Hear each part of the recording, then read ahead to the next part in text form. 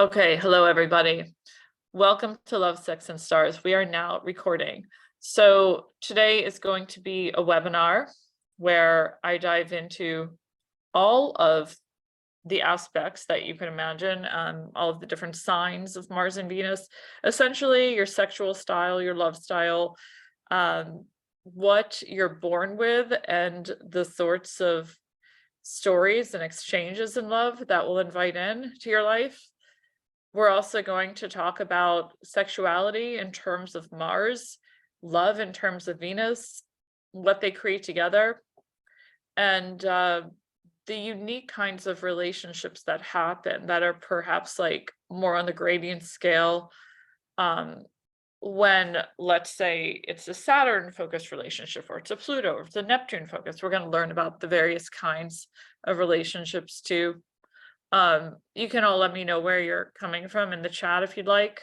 Right now, this would be a good time to do that if you want to.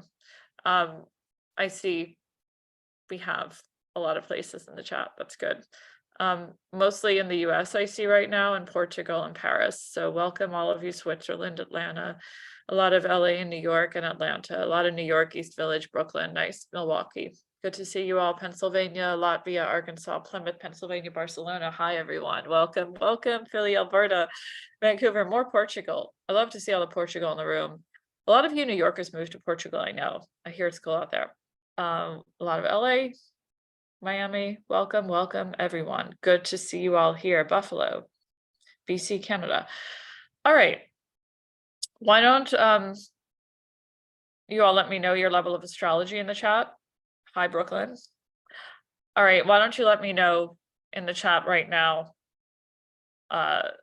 if you are a beginner astrologer or an intermediate or an advanced astrologer or professional. Let me know beginner, intermediate, or professional. So would be good to know where you all are at in your studies so I know who I'm talking to. And we'll go from there. All right. So I see all across the board, all kinds of astrologers in the room are here. This is good. This is really good. And I believe the moon's in Scorpio right now. So we're going to get pretty deep in this work today. So I think there'll be something here that relates to almost every level that you're at. I want to begin right now because we're starting, seems to be slightly later. So let's go ahead and kick off. All right. So here we are. Love, Sex, and Stars. That's exactly what we're going to be talking about today. Okay, let's dive in. So a lot of you know me if you're new to my work. I've been an astrologer for about 20 years. I'm an author, wrote this book on Your Body and the Stars, and do a ton of corporate events based on astrology. I do a lot of astrology writing, obviously running the school for about 20 years too.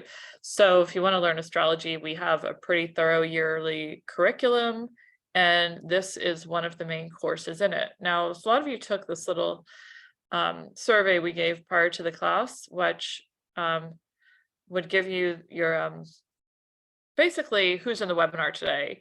We have mostly Virgos. I think that's kind of interesting. Obviously, Virgos want to know what's up, what's happening. They want all the details. So like almost 11% Virgos and around 8% everything else, 8 or 9%. Mostly Virgos and Pisces in the house today, though. Isn't that interesting? Relationship status. Almost 60% are single, about 33% are committed, and then almost 10% is complicated. All right, that's who's in the room today. So I'll get to know you all a lot more as the day continues. But let's dive in. So astrology is the poetry of all life. It is pretty freaking amazing. So I've devoted my life to it. Maybe you have too. Today we're going to be focusing on relationship astrology. So first of all, you're going to learn about your love nature, what you need in relationships. You're going to discover your superpowers in love, and you're basically going to learn to help others grow in their love relationships by learning the system I show you today. and how to make life your turn on, especially how can your life embody your Mars and Venus signs. And I think that's also going to be a big part of the question here. So first, we're going to start with your planets of passion. Hopefully you know your planets of passion, you know your Venus sign and your Mars sign. If you don't, you want to look that up. All right, let's get straight to it. Venus is how you look. It's literally your style, your fashion style, but also it's your boudoir style. It's your style in bed. It's like how you want love to feel, what you want a first date to be like, where you want to go on a first date, how you want them to hold your hand, how you want to receive love in relationships. That's Venus. So it's like the lighting, the ambience, love, sensuality, everything except the actual act of intercourse. Okay, it's all the foreplay there. That's Venus. Now, Mars is the intercourse. So Mars is the planet of sex. Mars is passion, sex, energy, desire, also anger. But Mars also shows how you court in relationships. It shows like how you move into something, like you like somebody. So how are you going to let them know that you like them? Well, Mars and Aries might just like leave a note on your car then say, I like you, I want to be with you tonight, like it. Whereas Mars in Cancer could be a little bit more diverted and things. So your Mars sign shows how you go after what you want, and once you get it, the actual intercourse. Okay, and what that looks like. So we're going to talk about both together, as together they create what I call your passion signature. Let's do this. Essentially, the Mars and Venus signs can be in any of these 4 elements. Okay, got that? Mars and Venus signs can be in any of these 4 elements. Now I want to go through first all the elements so you can understand your elements, your partner's elements. If you're not with a partner, understand your elements and really how you can make the best of them. So essentially, if you have like Mars and Venus in fire, which perhaps you do, or either one in fire, essentially this is yang energy. This is assertive energy. You are just like going for it. You're not the wallflower. You're not the one to wait. Okay, you let them know. Let's talk about, though, specifically Mars, Venus. Again, this is both love and sex. Venus is love, Mars is sex. Let's be super clear, okay? When we put both passion planets in Aries, they're going to have this certain approach. Like an Aries in love is just like very direct. Venus and Mars in Aries, there's not much space around the foreplay here. It's kind of the excitement of love now, yesterday, in the most unexpected places. And that's kind of their turn on, is like the shock of the moment of, we're doing this here now. Oh my God, what? That's Aries love, and they're also attracted to rather like clean lines, sharp colors, red, black, no frills, no ruffles, absolutely none of that, fluffy stuff here at all. This is Aries. And so there's the element of risk involved. It's like, that kind of that surprise in a dark alley energy, that just kind of shock energy is what they're into. And also Aries is pure. There's no games, there's no hiding or anything. They do need a chase though. Like, I will say this about Aries love is that they don't want it to be easy. I mean, that's why Aries are attracted to the very, very hard to get people, because they are hunters of the zodiac. Mars and Venus in Aries. Now, if your Venus is in Aries and you're a woman, who has that here? You are your receiving planet is in a giver sign. So you definitely have like that kind of Xena warrior princess kind of vibe to you. And there's no need to play too soft or too feminine, because that's just like not you. You want to ultimately be your Venus. Got it? Be your Venus. Because when you are your Venus, that's when you're most attractive. Now, if you're a man and you have Venus in Aries, you probably like that kind of woman as well. So I see a lot of Venus in Aries in the room here. I mean, you're a very strong woman, and if you're a woman and you have Venus in Aries, and you probably appreciate a very strong partner as well. There's something almost like military about this sign, that strength and power, all of those qualities show up with Aries. Now, again, it doesn't have to be marathon long sex here. This is kind of quick. It's fiery, it's intense, it's exciting. Now let's go into the next sign of Leo. Now, Leo has more of the pageantry around love and sex. Like, there's definitely, whether it's your Mars or Venus in Leo here, we're talking about like ambience, like a really nice restaurant, like this. There is an amount of foreplay here, but ultimately Leos want to be seen. And I think a lot of the Leo turn on is like you watching them, you seeing them, whether it's like Venus or Mars in Leo we're talking about here. There's also a great deal of pride in Leo. So they want to be kind of honored, revered. There's almost like that sense of worship that you're going to see in Leo love as well, whether it's Venus or Mars in Leo. And there's a need for kind of like dance, excitement, entertainment, also as foreplay. You know, Leos will love a good striptease, burlesque, all that kind of real showy stuff, because again, they need to be seen.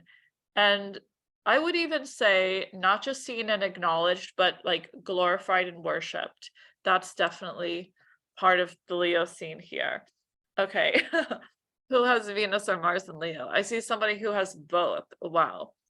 Okay. And that's great if like you and your partner share fiery Venus Mars things, because you can both kind of enjoy the same fiery experiences. All right. So the Venus and Leo woman definitely loves to adorn herself, as does the Venus and Leo man, or they just love to kind of be adorned and be beautiful and magnificent and share all of that with the world. Okay, so these are two kinds of fire. Let's go into the third kind of fire here. All right, a lot of Venus and Leo here. Third kind of fire is the Sagittarian fire. This is pretty uncomplicated sex here. I mean, Sagittarius, after all, is like half man, half horse. So come on, this sign is just like, okay, pretty raw, real, like get to it. They have these, without all the like fixtures and pageantry around sex, like the Leo, Sagittarius is more kind of, it's more like animalistic, I would say. But they're into nature. So like they would like things like you're on a hike in the middle of like Scandinavia and like sex by a tree and stuff like that. Like Sagittarius is very much like natural world love. Love that's kind of like, you know, I think nature is a big turn on them, like hiking, skiing, doing things, and all of that, like sporty stuff as well. Going on a run with their partner. So we're going to get into as well the planetary configurations with different planets and the signs after I go through all these elements. And if you stick around to the end today, you're going to get a very special offer. So I want everybody to stick around till 3:30, because you all are going to get a special gift if you do. Okay.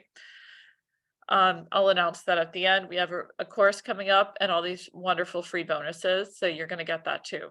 Now, Venus and Mars in Sagittarius, they're attracted to people as well that are adventurous as well as philosophical.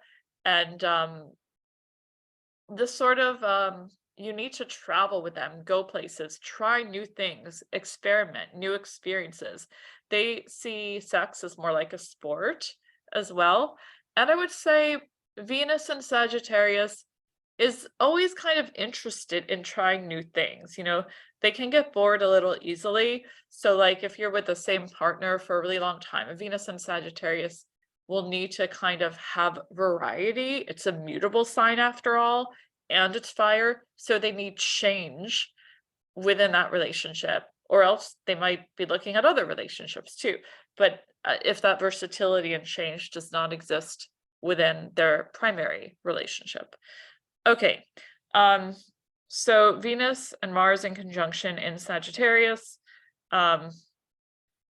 Wow, you have both. Okay, that's quite amazing. So let's go to the next one. Here we go. We talked about fire, which is kind of like the wow, excitement, shock, fiery. You're like pure animal nature. They don't have that many hangups around sex. It's not that, not too much kink or whatever, because it's kind of just like pure with these fire signs. And they're sort of just there, this is it, this is me. So when we get into Earth, we're more interested in the stability of a relationship here and the security of things altogether. So Earth, Venus, Mars are looking at a little more of the whole picture. Like, can we enjoy a nice meal together, Taurus? They need the music, the ambience to be right. They will want good food before. That's kind of this other, with the Earth signs, there's more of a multi-level experience going on here. And I mean, come on, Taurus is the sign ruled by Venus. It is the most sensual. These are like masters of the five senses, the Venus and Mars and Taurus, and they have an amazing sense of touch. I mean, they're ruled by Venus after all. What we can also say is like it's really important for things to be kind of like soft and feel nice with them, and it's really about the sensuality here more than anything. Music, food, sensuality, colors, touch. It's the quality of touch. And it doesn't need to be so experimental or anything, but this is like great, good old vanilla Taurus, because it is about the purity. Now, speaking of purity, we're in the realm of Earth. We'll go to Virgo. Virgo and sex and love. Now, this is a very interesting sign because it's also a mutable sign. And with Virgo, we have that whole dichotomy of the Mary Magdalene, Mother Mary, the Virgin Whore situation, which I think is pretty interesting with this sign, because there's an element here of like good girl, bad girl, good boy, bad boy. You have that whole like dichotomy thing going on. And Virgos generally like to please. They like to know what the other person likes and to understand how to give that to them. And they're also pretty like detail oriented sign as well. So there are some sort of dynamics of power that can exist here as well, as in good and bad and all of those opposites. And you're going to find that with the mutable signs, Pisces, Gemini, Virgo, and Sagittarius, there's this sense of versatility and liking to try different roles in sexuality more often. Okay, moving through all the signs, we'll go straight into Capricorn here. All right, how's everyone doing so far? Is this interesting to you? Okay. All right, good. So we'll talk about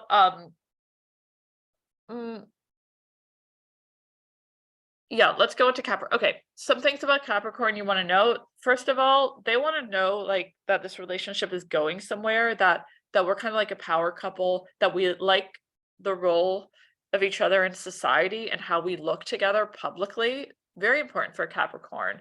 Like, how do we look at a picture together? Are our lives going in a similar direction? Are we like aligned in our worldviews, and do we have the same home goals? Do we both want to live in the same place? And are we going to be that power couple together? So Venus and Capricorn's definitely interested in that. Mars and Capricorn too. Capricorn's a super earthy, sensual sign, and they like to extend out lovemaking. So it's sort of like slow build kind of stuff. Capricorn working towards something. There's no rush here. Climb up the mountain. It's that kind of energy. But they're also very interested in structure. So and rules here at Capricorn. Like, they're not gonna like that kind of like fiery, wild, all over the place energy here as much.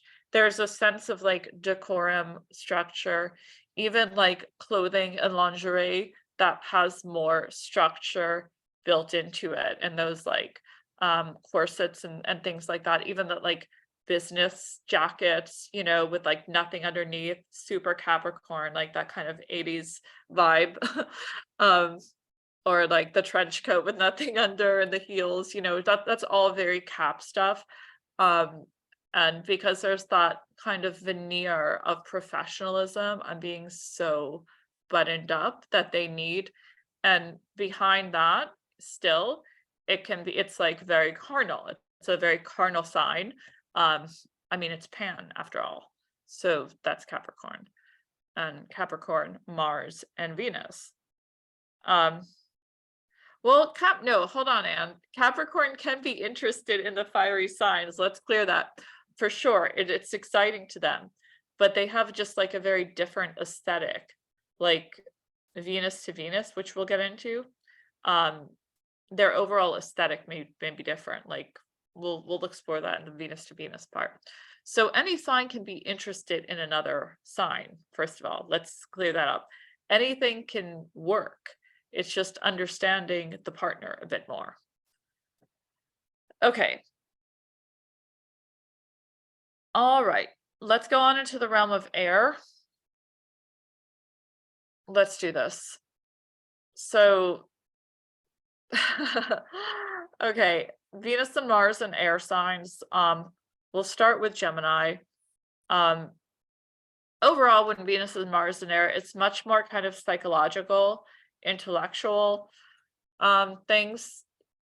So sex very much in the mind. In other words, like mind games, texting, all sorts of things like that. I mean, consensual mind games perhaps, but I think that there's something in air that there's a need to kind of maintain that level of connection and communication. So, you know, that texting through the day, messages, things like that, a really unique use of language, you know, and careful use of language, especially Venus and Libra. Okay, we'll start with Gemini. Gemini is a mutable sign, so they like to experiment and explore and try different things, try different roles. Definitely language is a big factor here.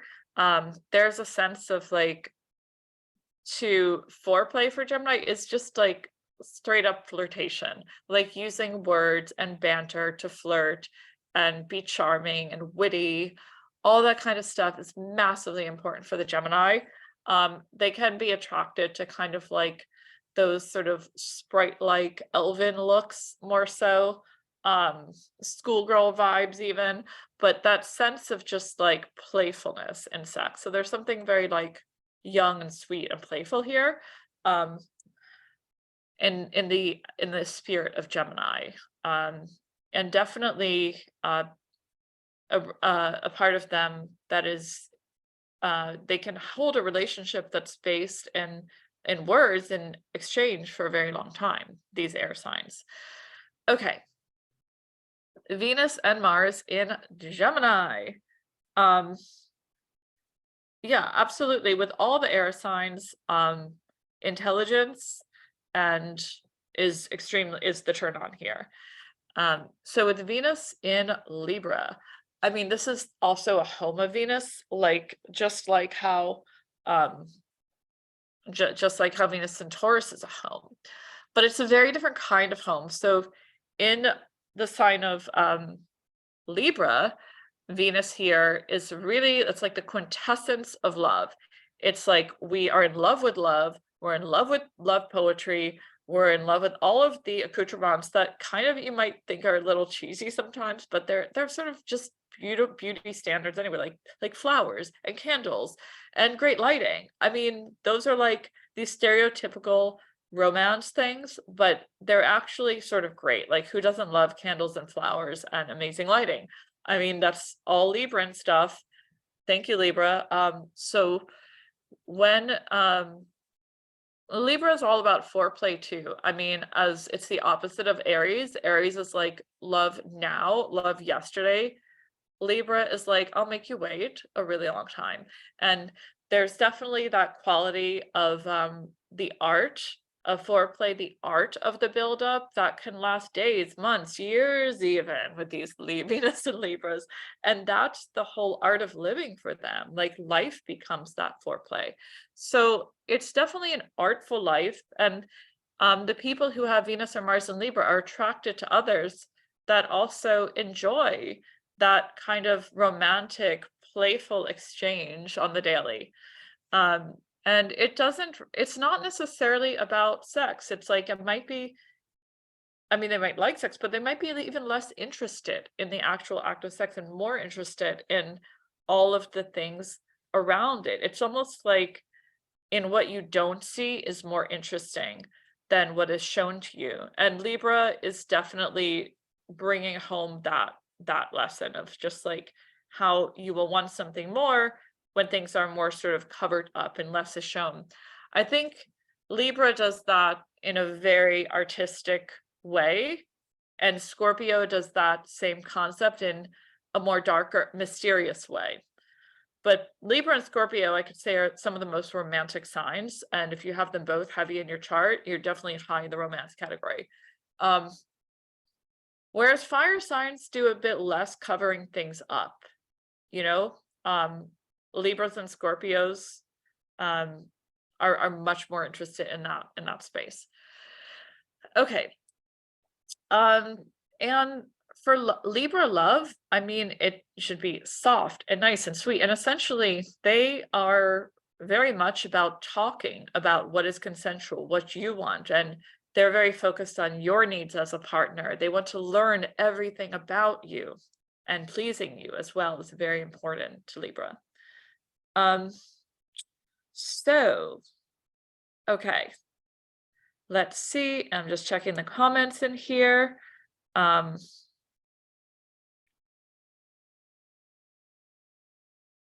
right. We'll talk about Aquarius now. Aquarius, who are my Mars and Venus people in Aquarius?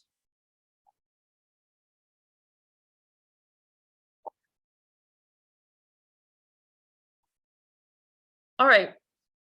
There's a really interesting thing that happens when you put Mars and Venus in Aquarius, because Aquarius is such an intellectual sign. It's a sign that really thinks about what they're doing, what their body's doing. And it's also a sign that can separate the body from the mind too.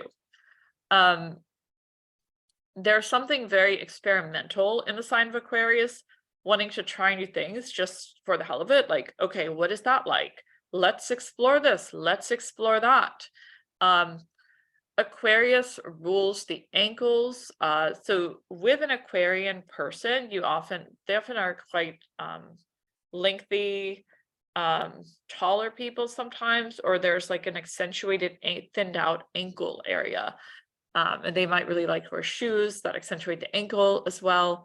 So we do see that kind of like this certain quality that Venus and Mars and Aquarius tend to have. But here you're going to find just overall more experimentation and the ability to have sort of non-traditional kinds of relationships. And there's definitely a need to love, have a sense of community. Now, I'm not saying that all Aquarians are like polyamorous or whatever, but love is not just between you and another for an Aquarius. They're very humanitarian souls, even with their Sun and Mars in Aquarius. And they will like you more if you and them are vested in a humanitarian concept together, and you both are kind of working on this thing together that's for a greater cause. Like that would be a big turn on for them. Just like Virgos like it when you're working together, Aquarians like it if you're kind of vested in a similar cause. Capricorns also love working relationships together. We can see all of those dynamics showing up. Okay. What else do we want to look at here? We'll go into the realm of water. Are y'all ready? Okay. Let me just see. Hold on one second. All right, I'm just going to make Eileen a panelist so she can check some things. Okay. I think I did that. All right, cool. So, water, we're going into this space of feeling. So here's what's interesting in the realm of water.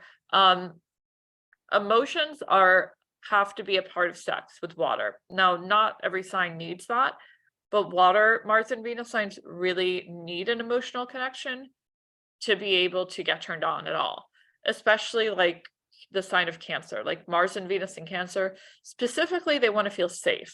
They want to know that they feel really safe in this environment. And once they're safe, we can explore anything. So for them, sex is definitely an emotional experience more than anything else.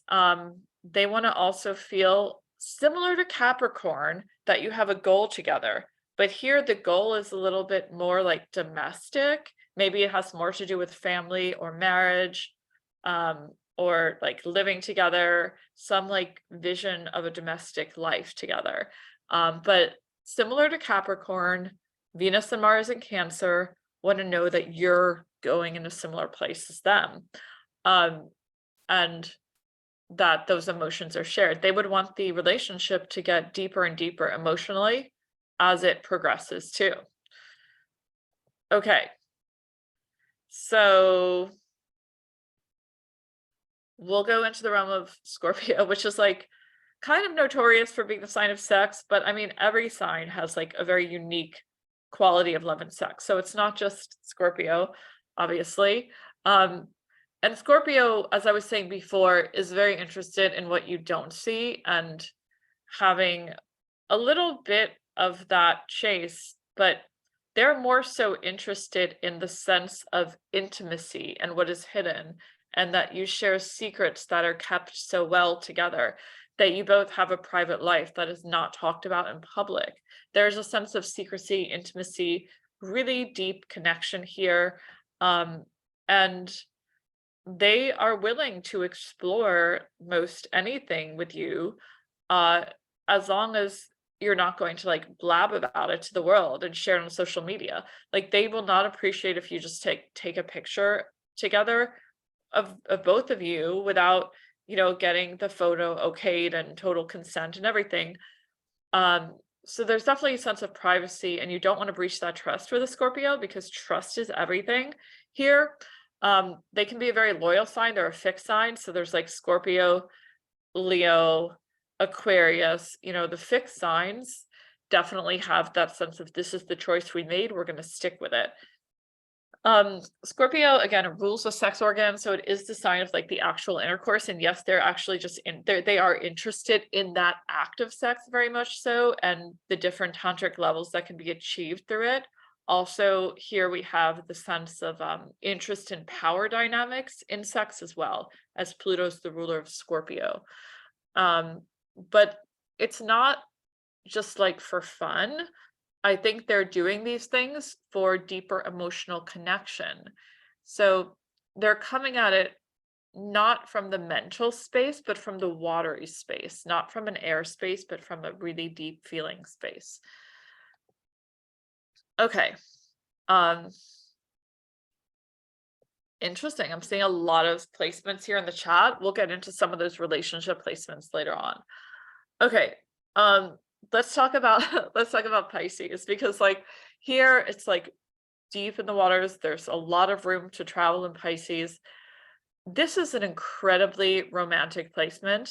So yes, it's watery, it's emotional, but instead here it's more about like fantasy, that these Venus and Mars in Pisces can travel far, far away into the sort of like fantasy world of love and sex, of creation. So Pisces is where you get the role playing sort of stuff, and like the fantasies that are just like out of this world scenes, and that's very much Pisces world. But they can also just enjoy like straight up kind vanilla sensuality. That's very much like Pisces too. It has to be soft, it has to be caring and nice.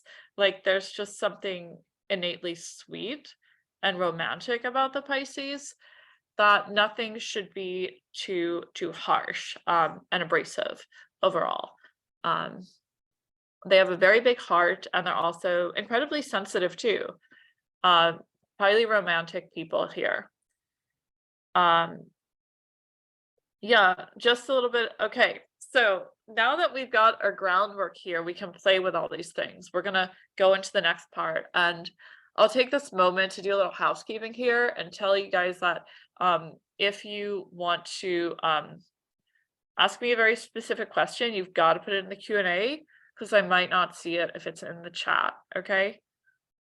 So keep that in the Q&A.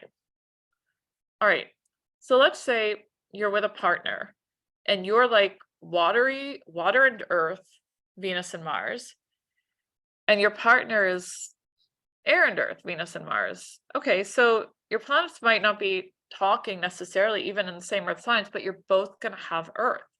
So on some level, you're both going to be on a similar frequency when it comes to love and sex. So you will agree on similar things. You'll be like, I like that too. Yes, I like those colors. I like that move. I like the way you're touching me. That's nice. So they're agreeing in a similar earthy frequency. Now, that doesn't mean that this is going to be a long-lasting couple or whatever. It's just like they might meet on that level of earth. And this is why you might have extremely different kinds of relationships with different people, because your passion planets connect with them very differently. Because you have different connections with everyone. Now, if you are all fire and air and you meet another person who's all fire and air, well, clearly you're both talking a similar language and you have a similar unspoken expectation of what love and sex is, what it is, why we do it, and how we do it.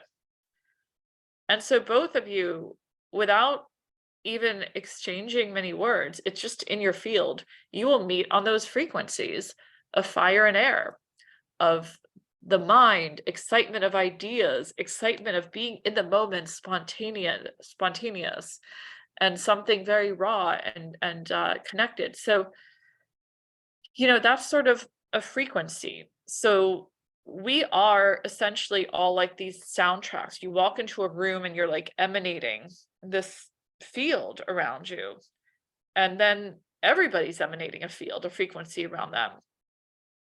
And when two of these fields start talking, that's what we call chemistry, right? People talk about chemistry in love. What is chemistry? Well, it's just when your planetary field interacts with somebody else's planetary field and the planets align, and we call that chemistry, essentially. Good chemistry, bad chemistry, karmic chemistry, whatever. They're talking. When planets are talking, they might talk on an air level, an intellectual level. They might talk on an earth level. Let's build business together.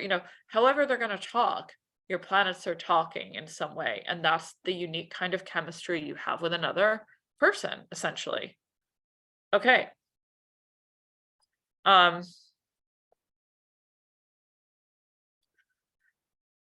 right, let me just check out the questions if there's anything I need to get to before I go into the next part here. We're going to be talking about Chiron and all that stuff later. I'm seeing that's here in the chat. This is a female. Okay. There's a lot of specific questions here about certain placements. So you will all get the replay if you need that. And again, stick around to the end, because at the end, you're going to all get a really juicy free bonus offer. So hang out till that happens as well. All right. I want to talk to you about when Venus and Mars start speaking to the different outer planets here. Specifically, when Venus and Mars talk to Jupiter, Saturn, Uranus, Neptune, and Pluto.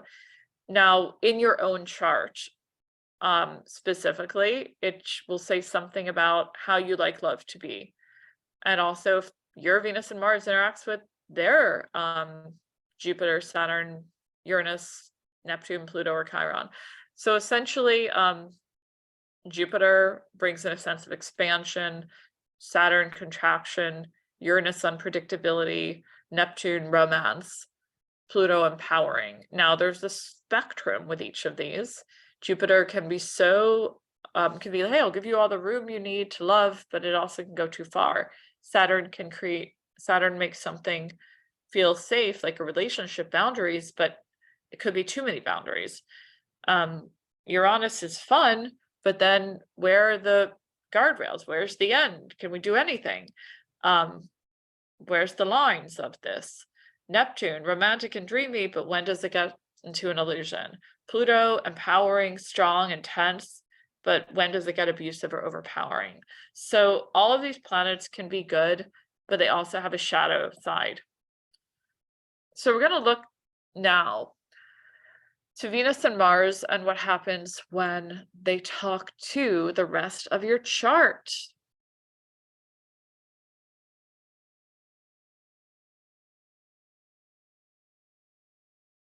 All right, and I'm going to be teaching a much deeper course on relationship astrology, synastry charts, I'll say, where we talk about compatibility charts of all kinds later on. But now we're going to go through some basics. When your Venus and Mars are talking to Jupiter, your sense of love is expansive. You want love to feel like this growth. I'm going to grow in my relationship. I'm going to expand. I'm going to become a better person, all of that kind of stuff. If your Venus and Mars are tied up with Jupiter in some way, that is so important for you in love, that it feels like you're becoming better. There's growth, there's expansion. If you have Venus or Mars tied up with Saturn, that means in any aspect to Saturn, love is a series of promises that are kept. Safety, we're going here. This makes sense for me. This relationship feels right. There's strong boundaries. I know what it is. I feel safe in this. It's good for my future. There's a sense of security, safety, and protection, I would even say here, with Venus, Mars, Saturn contacts. And again, the oppositions, squares, are on one side of the spectrum, trine sextiles on another. Conjunctions can be either way. If you have Venus, Mars tied up with Chiron in any aspect of Chiron, any line to Chiron, love is associated with pain. Love is associated with healing. Love is associated with the rite of passage where you go from pain to healing, and relationships will be kind of like your medicine. Like you'll learn from them, you'll grow, you'll go through all these deep rites of passage, and you'll rise up with all this new wisdom garnered from love. That is Venus, Mars connected to Chiron. Now, if you have Venus, Mars that talk to the planet Uranus, you probably like to try new things, and you might find yourself in more non-traditional relationships. When Venus, Mars talk to the planet Uranus, you also might be more experimental with gender and dress and all that kind of stuff as well. So what we're going to see here is you want love to feel like this realm of freedom, like you can be your true self, you can be your free self, you can finally just like let loose and be you. But there needs to be a sense of change and movement, creativity woven into the DNA of your relationship too. All right, Venus, Mars talking to Neptune here. All right, this is an interesting one because when Venus, Mars align with Neptune, love is taken to these higher ecstatic states, like this dreaminess, like we want to know here if it can go into the realm of really deep tantric sex, or we enjoy art together, or music. There's some kind of artistic expression. You like the same of kind of film, but Venus, Mars, Neptune, it's very important for you to see almost love is kind of like where you connect to spirit. You see love as an act of transcendence and depth, and really, as I was saying before, the realms of art, music, beauty, film start to kind of weave into love as well, as it's an appreciation of all of those art forms too, and the transcendence of love. All right, Venus or Mars in concert with Pluto energy here. So this is where love is intense. There can be stories of really deep, powerful attraction. There can also be deep repulsion too with Pluto, Venus, Mars, and Pluto. Here, somebody is looking, if you have these, either Venus, Mars talking to Pluto, you're looking for a relationship that is incredibly intimate, life-changing, almost like cathartic in its nature. There could be power dynamics, but ultimately you are looking to transform yourself through love. So you can imagine these are within your chart or when your Venus Mars talks to somebody else's too. Okay. Now, how many of you know your charts and know your Venus Mars aspects? You can just write a Y if you do and write an N if you don't. Most of you do. Okay, that's great. So of course you now might, if you're in a relationship, you might want to look at your partner's Venus and Mars and see what planets they connect to in love as well. All right.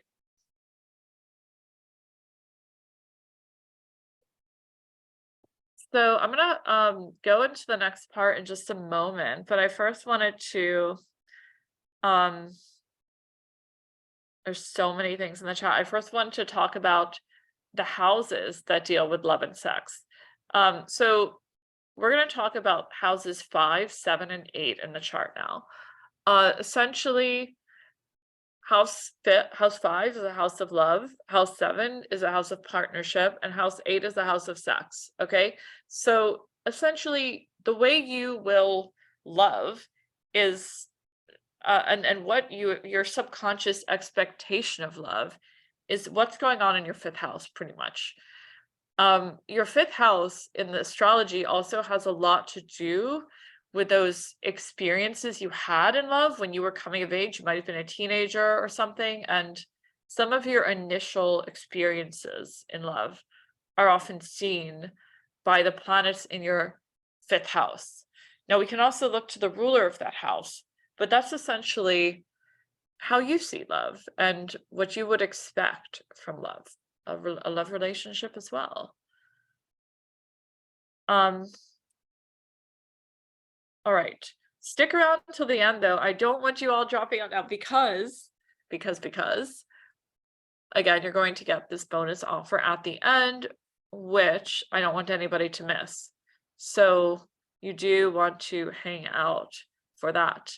All right. So if your 5th house is empty, you look to the ruler of the 5th house. If Chiron is in your 5th, pain is equated with love, and you are doing most of your healing work around the area of love in this lifetime, if Chiron is there. All right, let's talk about the 7th house, the house of partnership. So we went to the 5th to the 7th now. Now, if you're in the 7th house, this is the ruler of the 7th shows what you would want a committed relationship to feel like, or the planets in that house as well. Commitment is very different than love.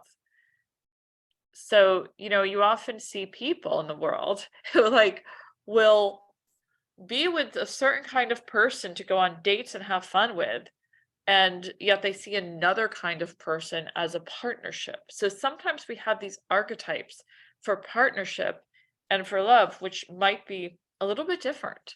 So let's notice that here and make that distinction that they can be different. 2 of Cups, right?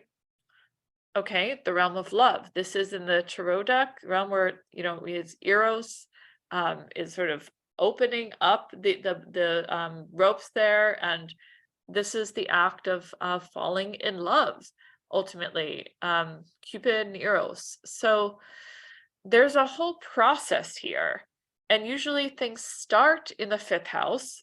Okay, opening your heart, love, that enamor, excitement. That 5th house might translate to the 7th house of commitment and partnership. And if that continues, it goes into the 8th house, which is not only sex, but it's also the realm of depth, vulnerability, where you may share bank accounts with somebody too, and all sorts of things. So it's just the realm of sharing on that really deep level. And it's when you go into the underworld there, you let go of what you knew and you don't know what's going to happen here. You're going into the realm of the unknown, the 8th house. So the 8th house is where a lot of our subconscious desires live. The ruler of the 8th house and what's going on in your 8th house has everything to do with your proclivities and sex as well. So like you can see what sign rules your 8th house. You know, if it's Aries, that will have a lot to do with your sexual nature. If it's Pisces, that will mean something else too for you in sex. It's more of a dreamy thing. You know, so the planets in your 8th, as well as the ruler of your 8th, will speak about the kinds of things you're attracted to experiencing as well. All right. So you could look at the ruler of your 5th, the ruler of your 7th, and the ruler of your 8th, and get a little bit different of a story from each one. But we're all these wonderfully layered, complex beings, you know, and we have all of those parts of ourselves. They can also all live and cohabitate together. You don't have to have planets in a house. You can just look at the ruler of the house, the planetary ruler, the sign ruler of the house will give you your nature of sex for the 8th house, partnership of 7th, and love for the 5th.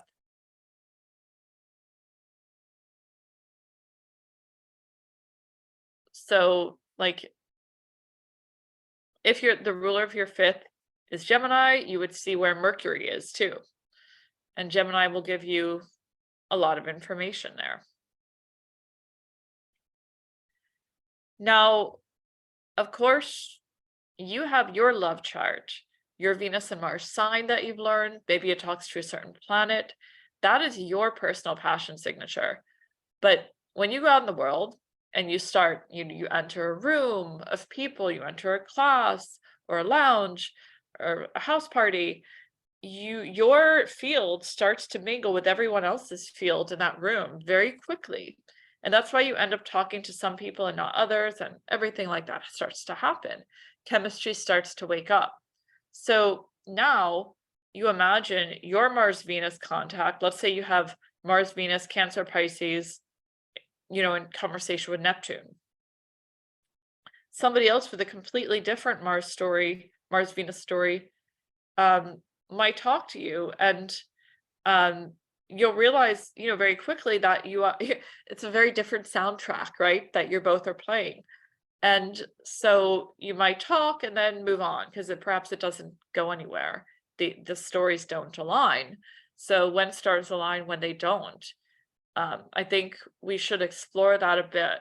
Like what happens in your, you know, when you enter rooms and two people meet, how the synastry charts work.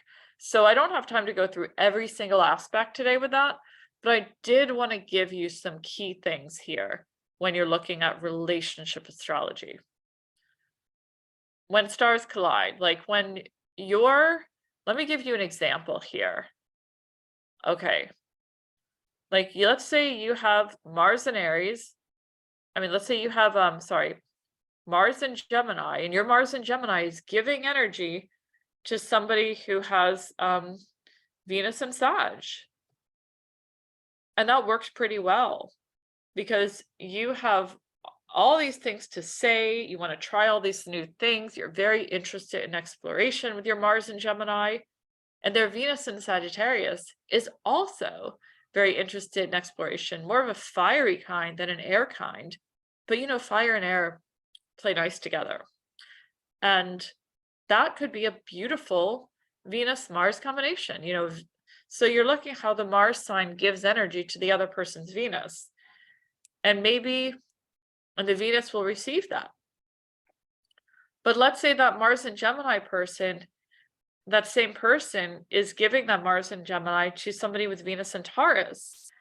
That Venus and Taurus might be saying, we don't need to talk about everything. Let's just feel into it and things like that. It's an earth sign. They may want to talk or feel more into their future together and sense about the stability, the tactile nature of it. Mars gives, Venus receives. So here you want to look at the unique dynamics between the two. What does yours look like? Oh my God, that's you, V. Where your Mars and Gemini, your partner has Venus and Sag. I love that. So let's explore like a different kind of combination here. Let's say your Mars is in Cancer and your partner's Venus is in Libra. All right. So you want to give all of this emotional energy to them, and you want sex and love to be this really deep emotional experience. And they're in love with love. They write poetry, maybe. They love see love as artful. They love lingerie. They want love to be about love and beautiful. Okay. So, in a way, you could say maybe that could work. But sometimes all of the emotions are not like beautiful, right? So the Venus in Libra might say, that's not pretty, you know, or the Mars in Cancer might say, wait, you're just seeing the beautiful things in our relationship. I want to talk about what's under the surface, you know. But maybe Libra is saying, I can look past all of that. I can just love you no matter what. We don't have to go there. So you can see the difference between air and water here. If one has a water, one has an air. This sort of very aspirational Venus in Libra. Maybe the Venus in Libra wants the Mars in Cancer to be more seductive with the lingerie and things like that as well. As that's a true sign of foreplay. Okay, so you can kind of put any two together and really create a story there. Anybody want to throw one out in the chat just for fun?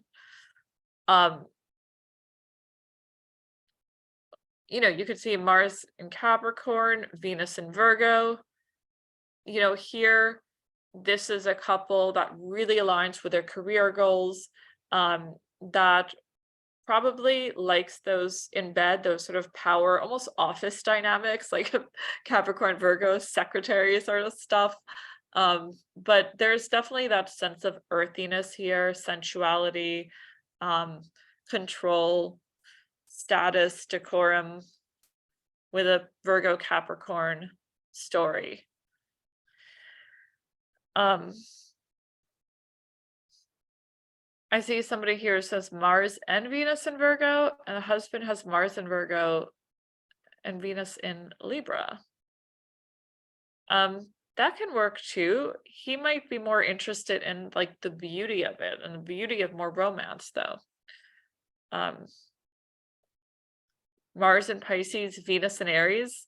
That's a really interesting combination. Oh, that's with you. So if you, yeah, okay, so got it. Mars in Pisces, Venus in Aries. So all of this, basically, you all have a little man and a little woman living in you. You can imagine it that way. The woman is the Venus sign. So if you have Venus in Aries, it's like a really fierce, strong woman lives in you. If you have Mars in Cancer, there's a really sensitive man that lives in you.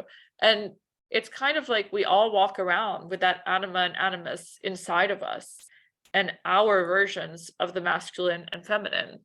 They're both on this sort of gradient scale somewhere of 12. And within us, we play out both. And we also look to seek out both in our relationships too. Does that make sense, everyone? So you have both of your Venus and Mars living within you, and you also unconsciously seek those archetypes out in the other. But if you meet somebody and they don't align at all with your story, the relationship might not make that much sense for you because it doesn't align with your personal story, isn't it? Maybe it's a different kind of relationship. Maybe it's a different kind of lesson. You know, it could be a lot of things going on there. All right, folks. Are you having fun yet? So I think this stuff is so much fun to talk about. So I think this map is really interesting. You can obviously look at any combination. The earth-air combos are obviously going to be more dry, where the fire-water combinations are going to be super intense and passionate. You know, fire and earth, here we're doing something together, we're going somewhere with this, we're making something in the world. If you and them have a lot of fire earth together, like, okay, let's plan the wedding, let's get married, let's do this, let's do that. But if you both have a ton of air and water together, you might just like exchange a lot of poetry and like love and romance and everything. And it might be harder to like get a wedding date down and make something of it and really galvanize the relationship if it's all like in the ethers of air and water. I mean, that can be super beautiful, but it might not really kind of actualize into something stable unless you both intentionally bring a little bit of the other elements into it. Okay, does that make sense? So you can sort of see what you and your partner have naturally, see what you're missing, see what you're strong in with your Venus, Mars, all that good stuff. All right. I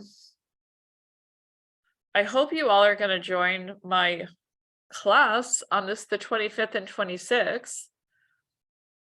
Now, oh yeah, I promised, because I'm going to go much more into how to read synastry charts and really conduct a relationship reading, the ethics around it and everything else.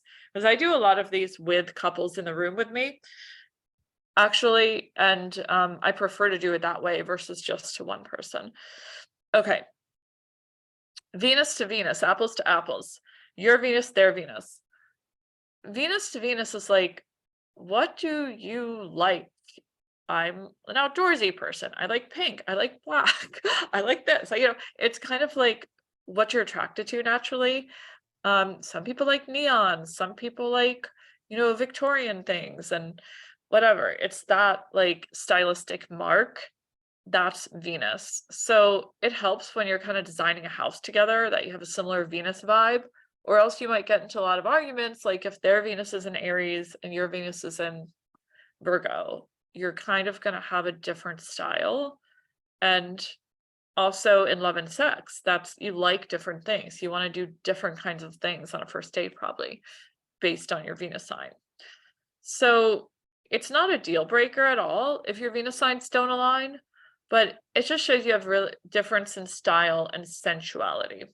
And relationships are all about learning too and making compromises. So you might need to learn about the other person's Venus sign, learn what they like, learn how they like to receive love. That's their Venus sign. Learn the colors they like, all that stuff. Now, Mars signs, that is actual sex. It's also how you work together. Like if you're doing something like painting a house together, do you get in each other's way? Does it work out? How you do things in the world, So Mars signs as well, we want them to kind of get along and align with each other. Like if you have a Mars in Sag and the other person has like, say, a Mars in Taurus, you might have a very different approach. That could work, but it's just showing you also could get in each other's way if you're trying to do something together, if you don't learn. Now, obviously in sexuality, that could get a little messy too, if you both have like really different kinds of approaches, like if you both try to take on like a more aggressive role or something like that. It's important to know the Mars signs as well, because it's kind of your instinctual nature here. All right. So what we looked at is Venus to Mars, giving, receiving. When I throw the ball, Mars, how do you catch it? Venus. Venus to Venus, sensuality, stylistic mark. And Mars to Mars is like we're doing something together and the actual act of sex. Okay. So let's see how we're doing now. All right. I see somebody in the chat saying, yeah, they said they have what was it, a Venus in Virgo, Mars in Aries. Yeah, different nature there. Okay.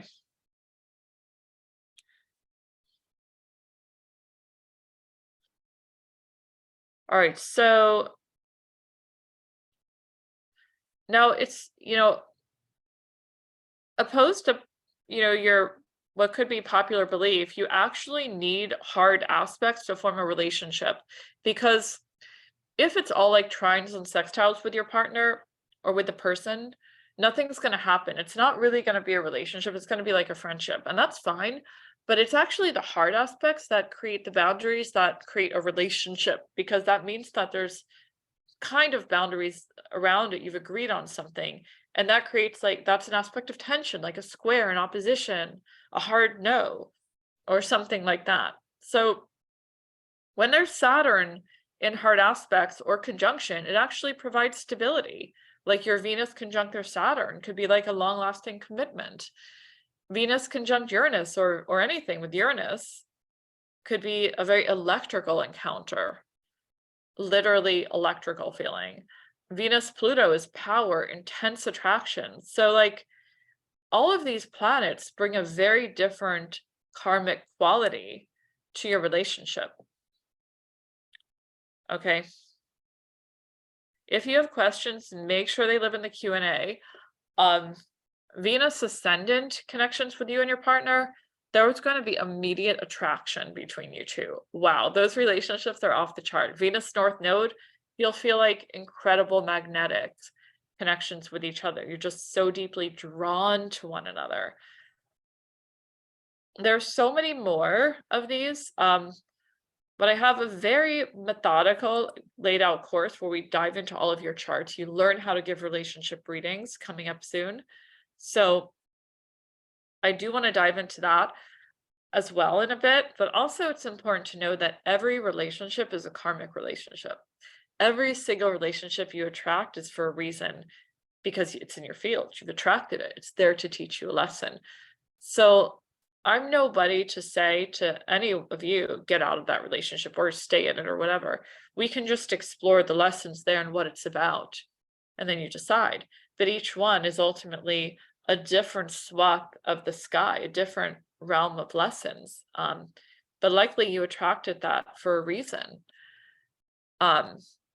Whether it's a Saturn, Chiron, Uranus, Neptune, or Pluto connection with somebody, there's usually a reason why. And if they trigger something in you, you invited them in on some level to trigger that because you were ready for that level of triggering. And relationships are fascinating in that way because we bring them in when we're ready for that lesson, when we're ready to go there. You bring somebody into your life that Saturn conjuncts your Venus when you're ready for commitment. You bring somebody in whose Pluto is on your Venus when you're ready for something that's very deep and intense. So the relationship that is there because it's what you're ready for at that time. It's what you're set up to have. Okay. So I think the question here is, what lessons of love are contained within your birth chart? Is it all about Neptune, Saturn? What are you learning about? Are Venus and Mars tied up with Chiron? What is the big lesson? Because you're going to experience the whole spectrum of that lesson in your lifetime. So first, it's important to understand, what is your main love lesson? What sign is your Venus Mars in? And what is your love lesson about? Now, I think first it's interesting to understand what sign your Venus and Mars is in, because I want to question you all on something here. If you know that's your love nature, how can you make your Venus and Mars signs permeate throughout the fabric of your everyday life? Like, how can you fall in love with your life more? How can you love your life more? How can your life become the turn on? And I think that's an important thing to think about, because we don't want to be always like dependent on a partnership for love. If your life becomes so emblematic of your Venus and Mars signs, you're falling in love with your life every day, or you're rising into love with your life every day. And there's things you can do in your life to make it look like and feel like your Venus and Mars signs. Then you're going to love your life more. It's that simple. What do you all think about that? And that's a question I have for all of you in the next week. What are 3 things you can do to bring into your life to let those Venus and Mars signs have more airtime so they can become part of your everyday life?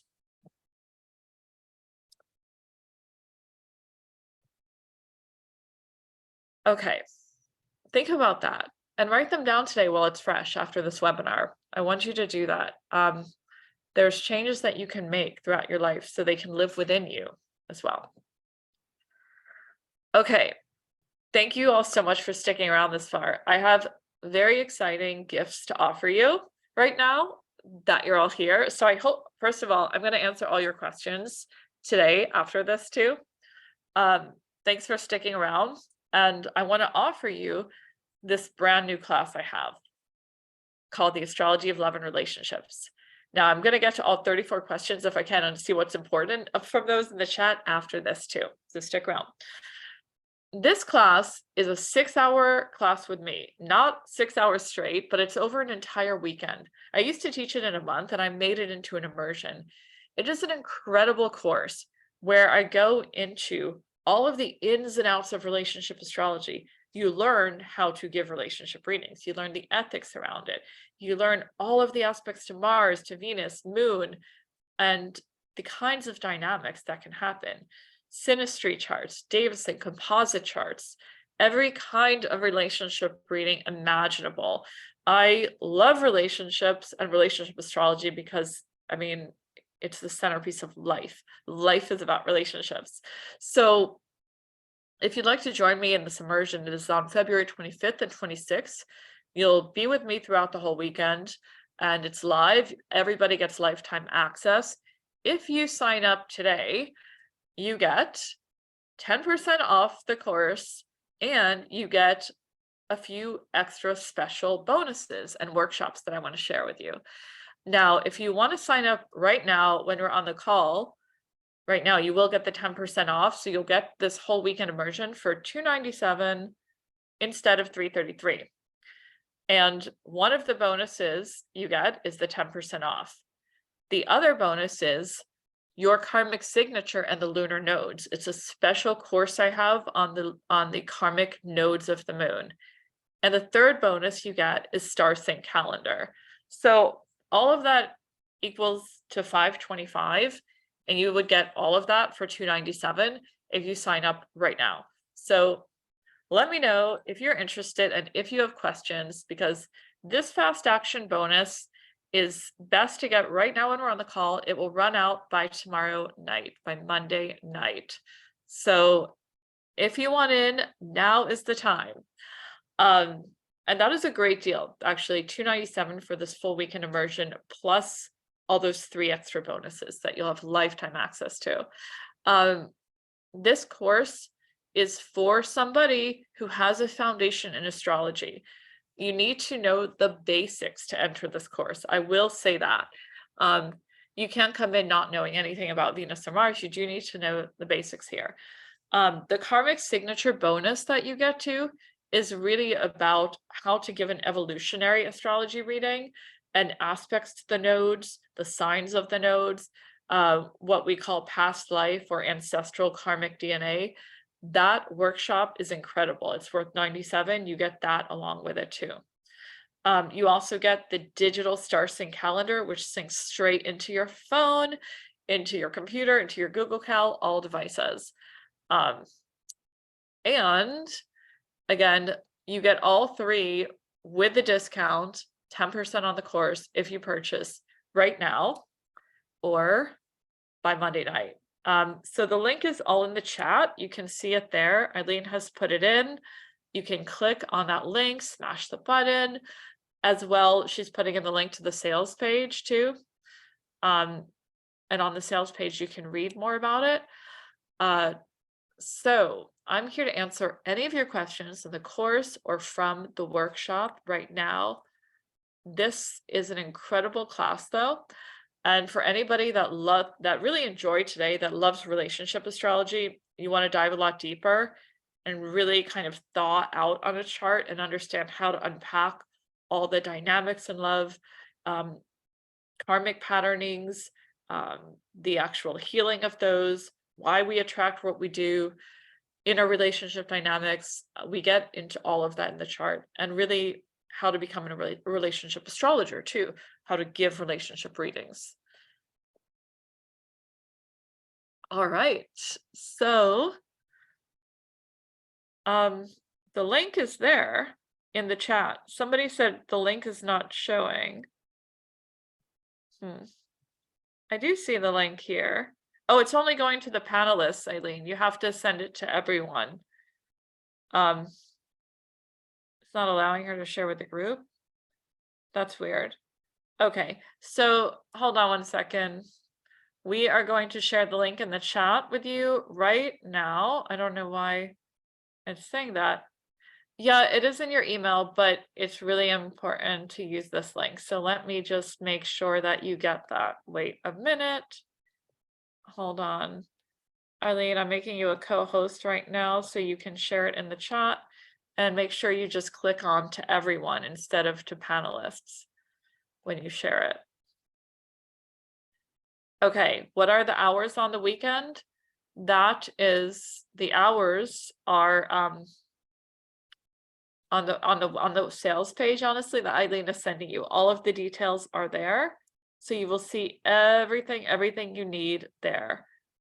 She's going to be sharing the link in the chat right now.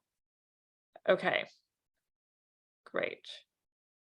April just shared it to everyone, and Eileen just shared it to everyone too. And Eileen, can you share the sales page with the times of the class? Yeah. Okay, excellent. So there's going to be basically a morning session and an afternoon session for both of these on both Saturday and Sunday. Maybe they'll be about an hour and a half apart. So all of those details are on this on the site. Maybe let's see. Probably one is around one might be around 3, something like that. It's 6 hours live throughout the whole weekend. So that's basically 1.5 hours. You have a break, another 1.5 hours. So 3 hours one day and 3 hours another day. You can ask your questions live to me on those calls too. And you're going to have lifetime access to all of the media as well that goes with it. Yes, you get all of that. It's going to be an incredible course. You can read all our testimonials from people who took it before. Essentially, it is for people who want to learn relationship astrology and either give readings or else use this knowledge for personal development. Probably both, though. I mean, most people use both. So the time zones are Eastern. Yeah, and they're 2 1.5 hour sessions with a break in between. All right, who is signing up? Stacy? Great. Fantastic. The Star Sync calendar is 2023. You will see 2023 on that. Yes. Okay. Other questions here. I'm going to go in the Q&A now and answer some of your questions about today's workshop as well and see what those were. The links again are in the chat to sign up. We're putting the link that goes straight to the course as well, so you can purchase or you can go to the sales page, either way. So Eileen, can you link the one that goes straight to the purchase page as well? Andrea is asking if there are payment options. We don't have those for this one. It's just $297 as well. Thank you for posting. Okay. Oh, hi, Elena. So good to see you. All right. I see 45 questions in the chat. Somebody says, when is the nodes workshop that is included? It's going to be pre-recorded and you will see it in your portal when the course begins. So you will get that then. Somebody else says, is the course being recorded? Yes, it will definitely be recorded and everybody will get lifetime access. Somebody says, have you written a book on relationship astrology? No, I've not written that book yet, but I will be probably down the road. Somebody says, will there be new material for people who have already taken intermediate astrology? Will this be new material? Absolutely. This has nothing to do with intermediate astrology. So if you've taken intermediate, this will be all completely new. It's not going to be repeats of what was in the intermediate class. Somebody says, I didn't get to the seminar at 2. I don't, due to the link. Will it be, yes, you'll get the replay of this on Monday morning. Somebody says, what time is the immersion and do you get lifetime? Yes, you get lifetime access. I believe there's like probably a session around 1 and a session around 4, something like that. They're all on the website. I don't remember the exact times. Somebody said they want to take the class, but I'm a beginner. Can beginners still take the class? Beginners are fine in the class, but you need to have some foundation in astrology. Beginners are welcome, absolutely. You don't need to be an intermediate astrologer to take this. What are the hours? They're all on the website. If we can't make it, yes, you'll get the replay of everything if you can't make it, absolutely.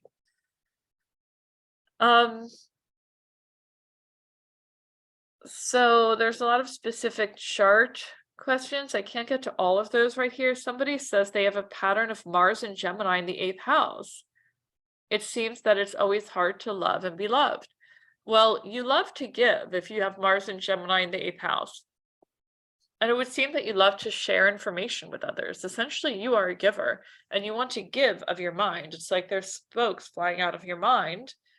And it's important to know if the other person is ready to receive your ideas.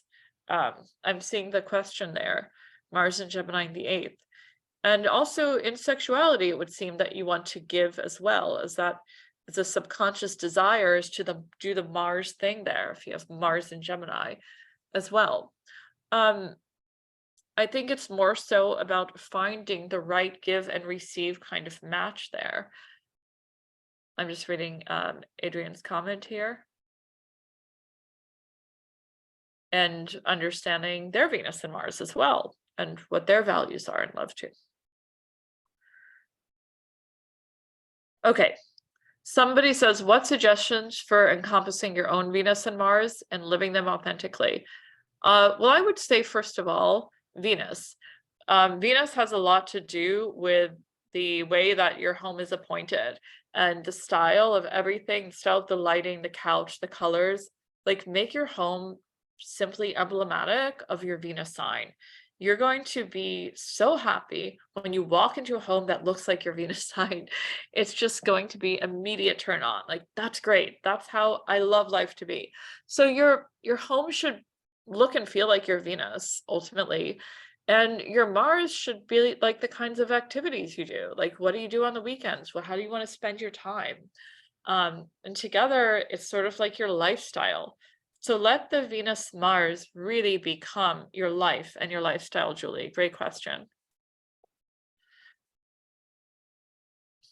Anne says a little on Mars and Gemini, how the intellect is applied to the physical. Well, the mind is a real turn on. Here's where we get all the sapiosexuals, right? In the Mars and Gemini camp. And it's like intellectual rapport as foreplay here with Mars and Gemini. There's so many Mars and Geminis in the chat for some reason. Of course, you all are in the chat. I love it.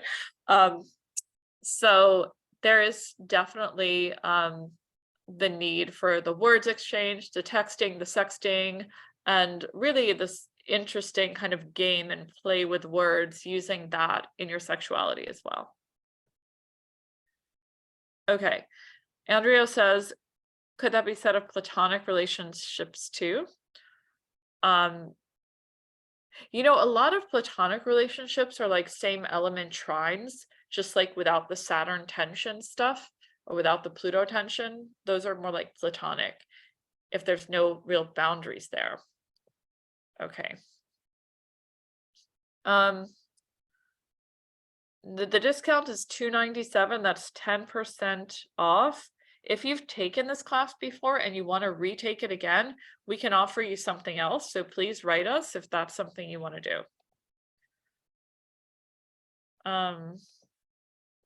All right. I feel like I've gotten to a lot of questions. I think I got to all of the main ones here, just looking through this. Yes, the recording's available tomorrow. Will we get into karmic relationships more? Absolutely. That's what we do in the actual course. It is very much about karmic relationships, for sure. Okay. let's see. I think I got to everything. Now you can sign up for the class in the link that Eileen's put in the chat. Also, you should have that link in your email too, either way. All right, folks. I had a great time with you this Sunday. I hope you had fun too. Like, this is one of my favorite topics to dive into. So, I mean, it was super fun for me to talk about with you. And again, we're going to be on the whole weekend with me. If you want to hang out on the 25th and 26th, it's a big weekend immersion. I'll be live with you, and then you'll get all the recordings after, like right after the 25th and 26th. You can sign up on the link in the chat or in your email.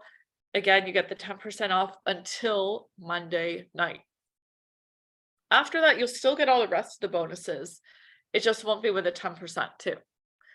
So I hope you guys had fun.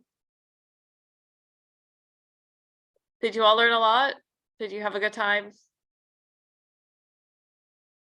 Okay, so happy to hear. All right. Well, I loved hanging out with you this Sunday. Thanks everyone for being here. This was a packed house today, truly. All right, you all are the best. Mwah. All right, have a beautiful rest of your Sunday, and thank you. Bye, everyone.